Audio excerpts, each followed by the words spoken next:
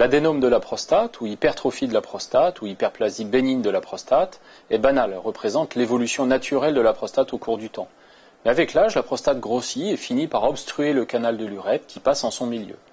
Les symptômes évocateurs sont une diminution de la force du jet, appelée dysurie, des envies fréquentes ou pressantes, que l'on appelle urgenturie ou polacurie, ou bien des levées nocturnes anormaux, pouvant aller jusqu'à une rétention complète des urines, qui nécessite la mise en place d'une sonde vésicale en urgence.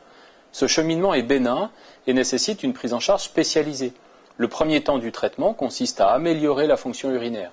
Mais lorsque ces traitements médicaux sont inefficaces ou mal tolérés, on peut proposer une intervention chirurgicale.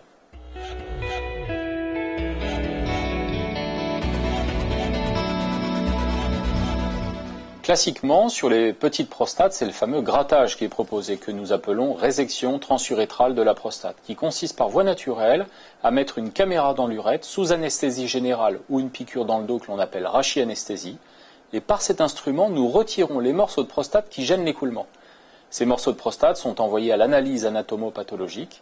Cette intervention n'est possible qu'en cas de petite prostate, classiquement moins de 90 ml. Puisque le produit que nous utilisons ne peut pas être délivré plus d'1 heure du fait de sa toxicité. En cas de grosse prostate, nous utilisons donc la technique conventionnelle appelée adénomectomie, qui consiste par une incision sous l'ombilic à retirer l'intérieur de la prostate, ou l'adénome. Cette opération nécessite en moyenne 1 semaine d'hospitalisation et présente des risques de saignement et d'infection de la paroi.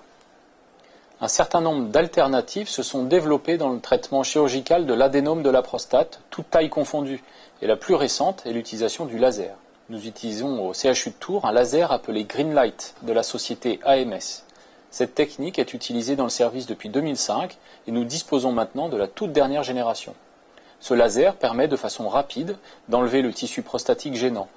L'avantage de cette technique est de ne pas être limité en temps et donc de pouvoir retirer des adénomes de très grosse taille, sans limitation supérieure, et nous avons déjà vaporisé des adénomes de plus de 200 grammes.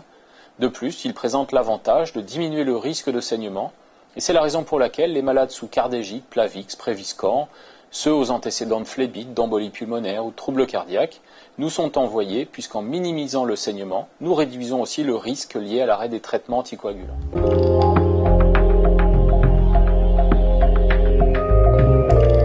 Dans la plupart des cas, les malades sortent le lendemain de l'intervention et sont revus à 1 mois pour faire le point. Aucune consigne particulière n'est nécessaire en post-opératoire. Quelques envies pressantes peuvent néanmoins gêner les premiers jours. Il s'agit donc d'une technique mini-invasive qui réduit considérablement le risque de l'intervention et la durée d'hospitalisation.